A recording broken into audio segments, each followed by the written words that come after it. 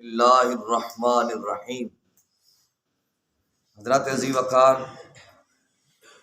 اللہ کے فضل حضور علیہ الصلوۃ والسلام کی نظر رحمت سے مجھے اور آپ کو نماز فجر با جماعت ادا کرنے سے نوازا گیا۔ اللہ کریم ہم سب کی حاضری کو درجہ قبولیت عطا فرمائے۔ الریاض الصالحین کتاب التقوی، تقوی کے باب سے ہم آغاز کر رہے ہیں۔ اللہ پاک نے ارشاد فرمایا، یا ایھا الذین آمنوا اتقوا اللہ حق تقاتہ، اے ایمان والو اللہ سے ڈرو، اس طرح ڈرو جس طرح اس سے ڈرنے کا حق ہے۔ مطلب جب بندے کو کوئی پریشانی آ جائے، جب خدا نخواستہ بندے پر کوئی مصیبت آ جائے تو تب تو بندہ اللہ سے ڈرے، اللہ کو پکارے، اللہ میری مدد کر۔ لیکن جب اللہ کریم وسعت عطا فرما دے، پریشانی ختم ہو جائے، پھر مجھے نماز بھی یاد نہیں ہے، پھر مجھے حلال حرام کا خیال بھی نہیں ہے، پھر مجھے شرعی اور غیر شرعی کا بھی خیال نہیں ہے۔ تو اللہ سے ڈرنے سے مراد یہ ہے کہ اللہ سے ہر وقت ڈرو، ہر لمحہ ڈرو، ہر گھڑی پہ ڈرو، ہر جگہ پہ ڈرو۔ پھر فرمایا فاتقوا اللہ ما استطعتم، اللہ سے اتنا ڈرو جتنا تم سے ہو سکے، یعنی تم اس سے ڈرنے کی کوشش تو پیدا کرو نا، جتنی تمہارے اندر طاقت ہے، جتنی ہمت ہے، اتنا اللہ سے ڈرو۔ پھر فرمایا ومن یتق اللہ یجعل لہ مخرجا ویرزقہ من حیث لا یحتسب، جو اللہ سے ڈرتا ہے اللہ اس کے لیے بخشش کے رستے ہموار فرما دیتا ہے، اس کے لیے بخشش کے رستے نکال دیتا ہے، کوئی نہ کوئی ذریعہ بنا دیتا ہے، اسے اعمال صالحہ کی توفیق عطا فرما دیتا ہے۔ پھر فرمایا وَيَرْزُقُهُ مِنْ حَيْثُ لَا يَحْتَسِبُ، جو بندہ تقوی اختیار کرتا ہے، اللہ سے ڈرتا ہے، اللہ اس کو رزق اس جگہ سے دے گا جہاں سے اسے وہم و گمان بھی نہیں ہوگا۔ آج ہر بندہ کہتا ہے میرا بھروسہ اللہ پر ہے، میرا بھروسہ اللہ پر ہے۔ خاص کر کے میرے ثناخان مصطفیٰ صلی اللہ علیہ وآلہ وسلم، بڑی معذرت سے حق بیان کرنا پڑتا ہے، کہتے بھروسہ اللہ پر ہے، 40,000 ہمیں دے دو، میں لجپالاں دے لڑ لگیاں، میرے تو غم پرے رہندے، میرے پلے بھرے رہندے۔ پلے اگر آپ کے بھرے رہتے ہیں تو پھر ان لوگوں سے توقعات لگانے کی ضرورت کیا ہے، جو دے کے تم پر احسانات جتلائیں گے، لوگوں میں بیٹھ کے غیبتیں کریں گے۔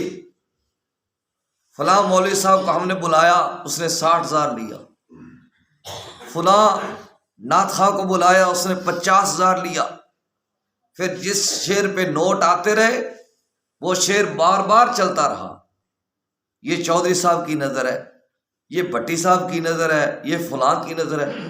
بھلا نعت بھی کسی کی نظر ہو سکتی ہے، جو ہے ہی حضور کی نعت، جو خالصتاً پڑھی کس کے لیے جا رہی ہے، حضور کے لیے پڑھی جا رہی ہے۔ جب کسی بندے کی نظر کریں گے اس کا مطلب ہے یہ حضور کی نعت ہم نہیں پڑھ رہے، یہ ہم بندوں کے لیے پڑھ رہے ہیں۔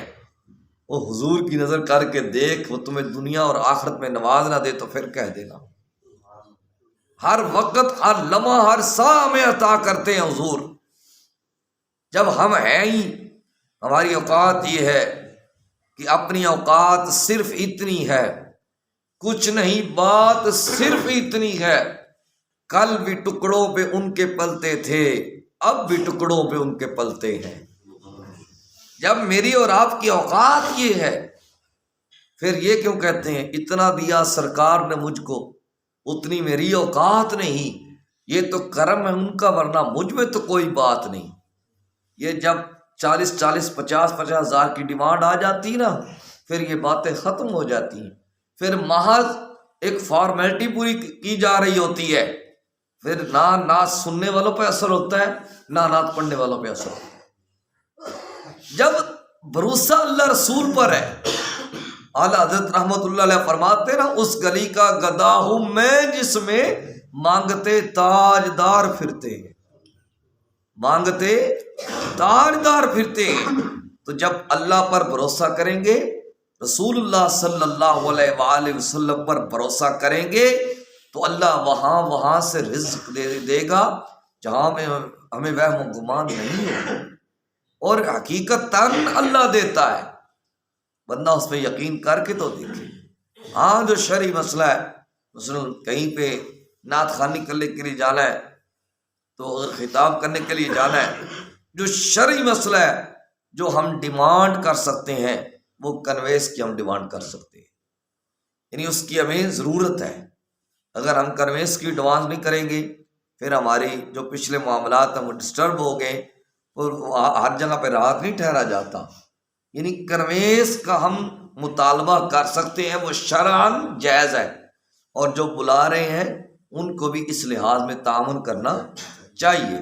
میں تو یہ کہتا ہوتا ہوں کہ جو عالم دین، جو ثناخوان رسول صلی اللہ علیہ وسلم مانگ کر نہ آئے، اس کے رستے میں پلکیں بچھا دو، جتنی خدمت ہو سکے اس کی خدمت کی جائے، لیکن جو مانگ کر آئے، ڈیمانڈ کر کے آئے، اس کو ڈیمانڈ پوری کر دے۔ یہاں پہ ہے تو 1 روپے بھی نہیں، اسے کہے کہ تو پہلے 40,50 ہزار لے کے آیا ہم سے۔ یہ ہم نے خود رواج بند کرنا ہے، اصل میں ہم خود اس طرف آ نہیں رہے، یہ ہمارا عوام کا قصور ہے، کچھ علماء کا قصور ہے، کچھ ہمارا عوام کا قصور ہے۔ بھئی جو آپ کے گاؤں میں امامت کرتا ہے، میں اپنی بات نہیں کرتا، جو آپ کے گاؤں میں امامت کرتا ہے اس کو اللہ رسول کی باتیں نہیں آتی۔ آپ جو باہر 50,50 ہزار دے کے بلا رہے ہیں، جو ہمارے گاؤں میں امامت کرتا ہے، اس نے کیا جنتر منتر سنانا ہے؟ جو باہر سے آ گیا اس نے اللہ رسول کی باتیں سنانی، یعنی 12 مہینے 30 دن اس کی گفتگو سنتے رہتے ہیں۔ جب محفل کی باری آتی کہتے جناب 50 ہزار دے کے فلاں کو بلا لو، فلاں کو اتنا کرایہ دے دینا تو اس کو بلا لو۔ یہ بالکل ہمارا طریقہ دوست نہیں۔ ہم نے خود محفل میلاد مصطفیٰ صلی اللہ علیہ وسلم خود مہنگے کیے ہیں، کسی نے مہنگے نہیں کیے، ہم نے مہنگے کیے ہیں۔ تو اللہ فرماتا ہے وَمَن يَتَّقِ اللَّهَ يَجْعَل لَّهُ مَخْرَجًا وَيَرْزُقْهُ مِنْ حَيْثُ لَا يَحْتَسِبُ۔ جو بندہ اللہ سے تقوی اختیار کرتا ہے، اللہ سے ڈرتا ہے، اللہ اس کے لیے بخشش کے رستے نکالتے ہیں، اور وہاں سے رزق دیتا ہے جہاں سے اس کو وہم و گمان نہیں ہوتا۔ وہ ایک اللہ والے تھے نا، کام یہ تھا کہ سارا دن نکل جاتے مزدوری کے لیے، تو مزدوری نہیں ملتی تھی۔ بیوی نے کہا کل تم نے مزدوری لے کے آنا ہے، مجھے نہیں پتا۔ تو گیا مزدوری تلاش کی، اس کو مزدوری نہ ملی۔ اس نے کہا چلو اللہ اللہ کرتے ہیں، دیکھیے۔ شام کو پھر گیا گھر، بیوی نے کہا کیا بنا؟ کہا مزدوری نہیں ملی۔ اگلے دن جب جانے لگا تو بیوی نے کہا آج جو بھی ہو نا، تم نے مزدوری کرنے کے بغیر واپس نہیں آنا۔ بیچارہ گیا، اللہ کا ولی تھا نا، مزدوری تلاش کی، مزدوری نہ ملی۔ اس نے کہا چلو اللہ اللہ کرتے ہیں، دیکھی جائے گی۔ وہ اللہ اللہ کرنے بیٹھ گیا۔ شام کو اب گھر آ رہا ہے کہ بیوی کو جا کر کیا کہوں گا۔ دروازہ کھٹکھٹایا، اندر سے کھانا پکنے کی خوشبوئیں آ رہی، اندر سے طرح طرح کی نعمتیں پڑی ہوئی۔ بیوی نے کہا آج آپ نے کس کی مزدوری کی ہے؟ اس نے کہا کیا ہوا؟ کہا اتنی وافر مقدار میں کوئی مزدوری دے کے گیا ہے، ہمارا کھانا بھی بن گیا اور کئی دنوں کا سامان پڑا ہوا ہے، کئی دنوں کا سامان پڑا ہوا ہے، تم بیٹھو میں کھانا گرم کر کے لاتی ہوں۔ اس نے کہا بس پھر آج میں نے مالک کی مزدوری کی ہے، آج میں نے اس کی چوکھٹ پہ سر جھکایا ہے۔ آج میں نے اس کو یاد کیا ہے تو اس نے مجھے رزق عطا کر دیا. وَيَرْزُقُهُ مِنْ حَيْثُ لَا يَحْتَسِبُ. اللہ ہمیں رزق وہاں سے دے گا جہاں سے ہمارے وہم گمان نہیں ہو. پھر فرمایا ان تتقوا اللہ یجعل لکم فرقانا ویکفر عنکم سیئاتکم ویغفر لکم واللہ ذو الفضل العظیم.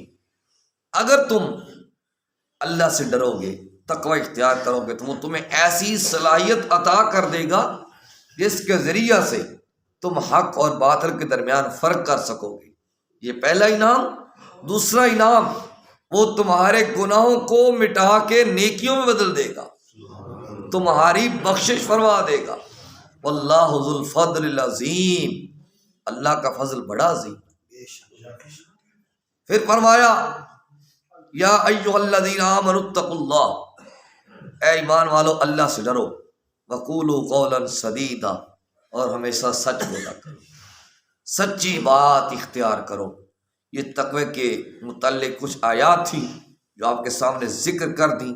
ویسے تقوی کے متعلق بڑی متعدد آیات ہیں قرآن پاک میں، لیکن بات کو پورا کرنا مقصد ہوتا ہے.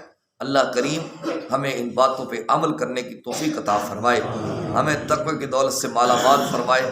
وصلی اللہ تعالی علی حبیبہ الاعلی سید الانبیاء محمد وعلی آلہ وصحبہ اجمعین برحمتک یا ارحم الراحمین.